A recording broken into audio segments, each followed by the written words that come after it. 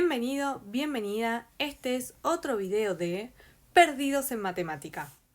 El siguiente video fue grabado a pedido de un estudiante en particular. En el mismo se explica cómo se resuelven ejercicios correspondientes a la guía de análisis 2 vigente en el primer cuatrimestre del 2020. La misma corresponde a la Facultad de Ciencias Económicas de la Universidad de Buenos Aires. Me ocurrió, estuve pensando mucho y me parece que la mejor manera de que vos puedas entender los ejercicios es que nos focalicemos directamente desde la práctica. Entonces, para poder entender de qué se trata la teoría.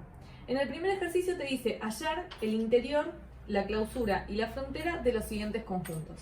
Entonces, para poder encontrar el interior, la frontera y la clausura de los siguientes conjuntos, lo que nosotros deberíamos hacer es entender a qué se está refiriendo.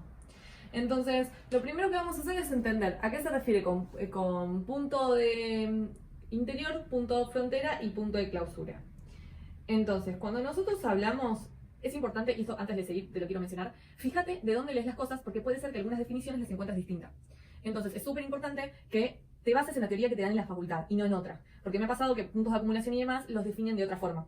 Entonces, para no tener como conflicto, ¿sí? Es súper importante que nos centremos en eso. Así que vamos a trabajar con la teoría que te da la facu. Cuando hablamos de punto interior, ¿sí? Estamos hablando de todos aquellos puntos que cuando vos los ubiques en el centro de un intervalo, ¿sí? Podamos asegurar que todo el intervalo al que pertenecen están dentro del conjunto. Definición de punto interior con la que trabajaremos. Entonces, por ejemplo, no sé, yo voy a estar trabajando con los números que van de 1 incluido hasta 5 sin incluir, ¿sí? Este es un ejemplo que es muy parecido a la. Entonces, yo voy a poder decir, la pregunta es, 2, ¿es un punto interior? Entonces, para yo saber si 2 es un punto interior, tengo que hacerlo pertenecer a un intervalo con un delta muy pequeño, es decir, que no sea un intervalo grande, que esté centrado en 2, pero que sea lo más pequeño posible. Así que lo que yo voy a hacer es, le voy a restar un 0,1 y le voy a sumar un 0,1. Es decir, que 2 pertenece al intervalo que va de 1,9 hasta 2,1. ¿Bien? Entonces, yo ya tengo mi intervalo. Para yo poder saber si 2 es punto interior, todo este intervalo tiene que estar incluido entre 1 y 5. Entonces, este intervalo está dentro de entre 1 y 5, o sea que cuando yo hago la recta que va de 1 hasta 5, tengo que empieza acá y termina acá. Y después tengo este intervalito de acá que va a ir desde acá, vamos a ponerlo más grande, hasta acá. ¿Este intervalo está dentro de este, o sea, este conjunto, está dentro de este conjunto de números? Sí. Entonces, como este intervalo está dentro de este conjunto de números, voy a poder decir que efectivamente el 2 es interior. ¿Bien? Ahora, para poder fijarse eso, yo no me voy a estar fijando uno por uno, ¿sí? Obviamente que esto lo vas a poder hacer mucho más express, pero es importante que lo tengamos en cuenta. Cuando nosotros hablamos de punto en frontera, estamos diciendo exactamente lo mismo, pero lo que nos va a pasar es que vamos a tener que estar trabajando con el mismo concepto, pero parte del intervalo va a tener que estar por fuera y parte del intervalo va a tener que estar por dentro. Definición de punto frontera con el cual estaremos trabajando.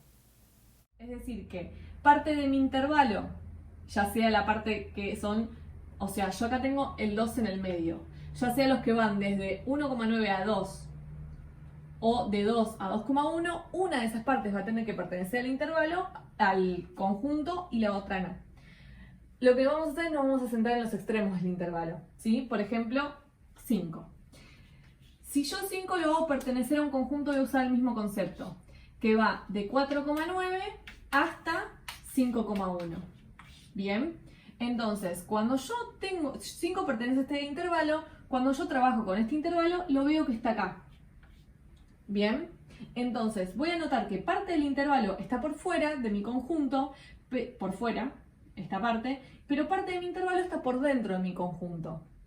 Como eso sucede, tengo parte adentro y parte afuera, voy a poder decir que 5 es un punto frontera. Lo que es súper importante es que trabajemos con esto del delta. Yo estoy trabajando con un delta del 0,1. ¿Por qué digo esto? Porque si yo trabajo con cualquier cosa, yo podría decir que 5 pertenece al intervalo que va de 4,5 hasta 5,1, ¿sí? Pero cuando yo hago referencia a este intervalo, no voy a estar estudiando el 5. Voy a estar estudiando el que justo esté precisamente en el medio, que sería 4,5, 5,1, 5, 4,6, 4,9, sería 4,8 en este caso. El tema está que yo, en este caso, vos me vas a decir, bueno, está bien, parte está afuera y parte está adentro. Sí, pero el problema es que entre 4,8 y 5,1 hay parte afuera y parte adentro. Y lo que tenés que entender es que para que sea punto frontera tiene que estar justo tiene que estar en el medio, y a la izquierda tiene que estar afuera y a la derecha adentro, o al revés, estoy haciéndolo al revés, a la derecha afuera o a la izquierda adentro, o puede ser que a la izquierda esté afuera y a la derecha adentro, ¿sí? Es súper importante para que trabajemos ese concepto de punto frontera. Y después están los que son en los puntos de clausura. Definición de punto de acumulación con la que estaremos trabajando. Para que sea más fácil, cuando vos estás hablando de los puntos de clausura, lo que vos te estás refiriendo es precisamente son los puntos interiores más los puntos frontera, ¿sí? Eso es súper importante porque son todos los que están conectados con algún punto interior.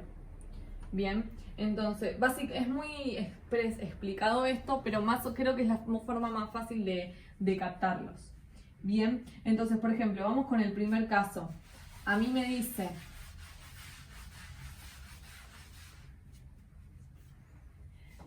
A, el conjunto AB, entonces yo tengo desde A, este es muy parecido al que yo te dije, hasta B, ¿no? Entonces, los puntos interiores, ¿cuáles van a ser? Todos los que podamos garantizar que van a estar pertenecientes a un intervalo, bla, bla, bla. Entonces, va a ir desde A hasta B. ¿Por qué B no está incluido? Porque cuando yo trabajo en el entorno de B, por más que B pertenezca al conjunto, parte del entorno reducido de B va a estar dentro del conjunto, pero parte del entorno reducido de B no va a estar dentro del conjunto. Entonces B no es un interior, ¿sí? Estos son los interiores, vamos a poner así. Después estamos los puntos frontera, que serían precisamente los extremos del intervalo, que era lo que yo te decía. Fíjate que acá A no pertenece y B sí pertenece. Entonces, cuando vos estás haciendo referencia a frontera, lo importante es que si yo me centro ese punto, ya sea que pertenezca o no pertenezca al conjunto, ese punto que está en el medio tiene, ¿sí?, que tener parte adentro su entorno reducido y parte afuera. Su entorno en realidad, no reducido, porque reducido sería sin él. Bien, entonces concentrémonos en eso. Estaríamos diciendo que A y B son los puntos, ¿bien?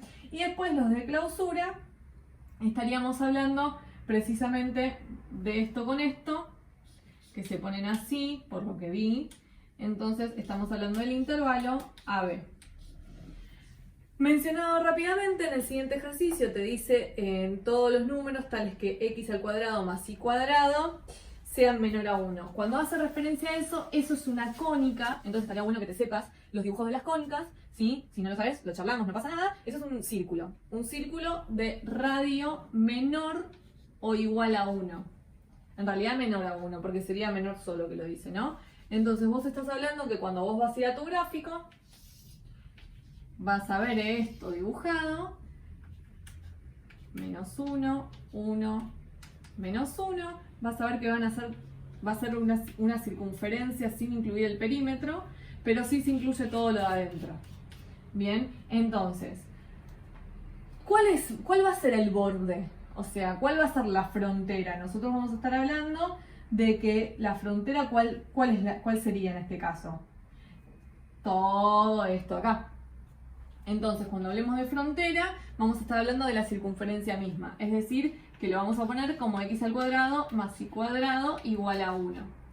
Bien, después me pide los puntos interiores.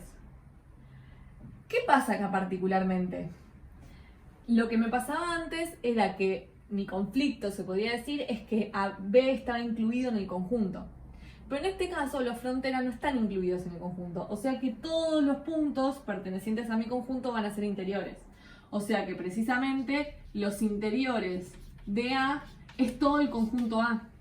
Bien. Y después tenemos que me pide los de clausura, que es como una combinación de esto, es decir, que voy a tener para clausura, ¿sí? X al cuadrado más Y al cuadrado menor o igual a 1. Bien. Y después en el último ejercicio te está dando, ya está trabajando en 3 dimensiones.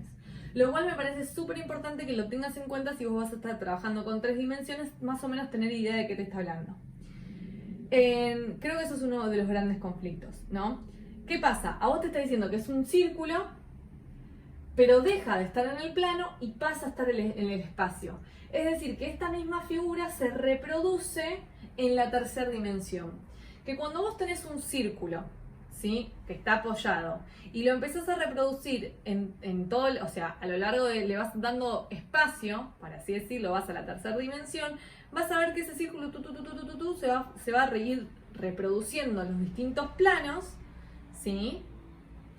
Y eso formaría un cilindro. Es básicamente esa idea. Y ahora lo que te está diciendo que es un cilindro que incluye toda la base, incluyendo el extremo de la base, y después te va diciendo que va a poner desde la planta baja hasta el segundo piso. Es como un tubo, para que vos lo puedas visualizar, en un edificio que empieza en planta baja y tiene tapa, o sea, tiene una base que es tapa, y termina en el segundo piso y también tiene tapa. ¿Bien? Entonces, lo que tendríamos que entender es, considerando esto, cuáles serían los interiores, ¿sí? Entonces ya no estamos trabajando en el plano, ahora estamos trabajando en el espacio, ¿sí? Eso es lo que... Tengo el dibujo acá, lo estoy mirando por eso. Entonces, eso es lo que a nosotros nos interesa trabajar. Entonces, cuando estamos trabajando en los interiores, estamos trabajando con un cilindro, entonces todo lo que está adentro del cilindro es como sería la cáscara de la naranja, ¿sí? O sea, yo tengo mi naranja es un conjunto. Los puntos interiores es todo lo que es la naranja, pero no es la cáscara. La cáscara sería lo que se llamarían los puntos frontera y los puntos de clausura sería la cáscara, toda la naranja completa, en este caso. Bien, se trabaja de forma particular cuando son puntos aislados y demás, pero justo en estos conjuntos no te lo dice. Así que, nada, cuando estamos trabajando con los puntos frontera, estamos haciendo referencia a lo que sería el área superficial de la figura, ¿sí? Y estoy intentando pasarlo a vocabulario que vos ubiques para que sepas a qué me estoy refiriendo, ¿sí? Entonces, yo tengo mi cilindro, que es el todo, que es mi conjunto con el que yo voy a estar trabajando. Todos los puntos que yo marco para tener dibujado mi cilindro, esos son mi conjunto que me dieron. Entonces, están todos los que están en el área superficial, es decir, la parte de afuera, y también están los que están adentro, ¿sí? Porque es como un todo. Ahora, todos los que están contenidos en ese área superficial, que hacen al volumen, por así decirlo, todos esos son puntos interiores. Ahora, cuando yo abro y separo como la cáscara de la naranja, ese área superficial, que sería el rectángulo de afuera, el círculo de acá arriba y el círculo de acá arriba, son lo que conforman los puntos fronteras. Todos los puntitos que yo pinté por afuera, ¿sí? Serían puntos frontera. Y cuando hablo de los de clausura, sería todo lo otro. ¿Bien? Bueno, este es con respecto al ejercicio 1. Espero que esto te sirva. Voy a ir grabando videos parciales como para que sea más fácil.